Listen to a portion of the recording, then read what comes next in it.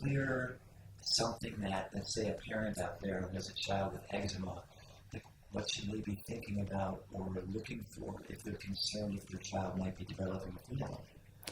So I think any parent who has concern that their infant is developing eczema, is having any kind of feeding problems with a lot of spitting up, especially if they do have eczema, should suggest to them the possibility of a food allergy. I think one of the most interesting things that has come up in the last couple of years is really a concept of introducing some of these major allergenic foods, such as peanut, very early in life. Mm-hmm. And this all actually started by a serendipitous observation that was made here in Israel.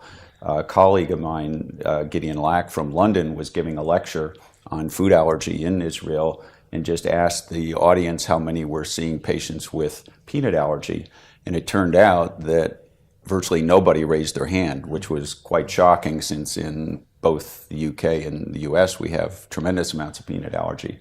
So this started leading to a study where they compared Jewish children in Israel versus Jewish children in London, so that we would have the genetics, similar.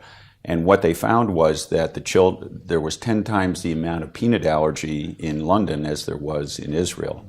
So this then led to further investigation, and that led to the realization that with the early introduction of bamba as a weaning food in Israel, that was actually likely protective. So this then led to the LEAP trial, which is a very large trial of over 600 children in London at high risk for peanut allergy.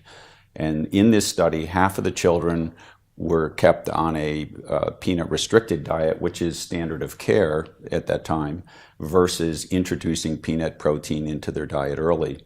And at the end of 5 years, they compared the number of children with peanut allergy in each group.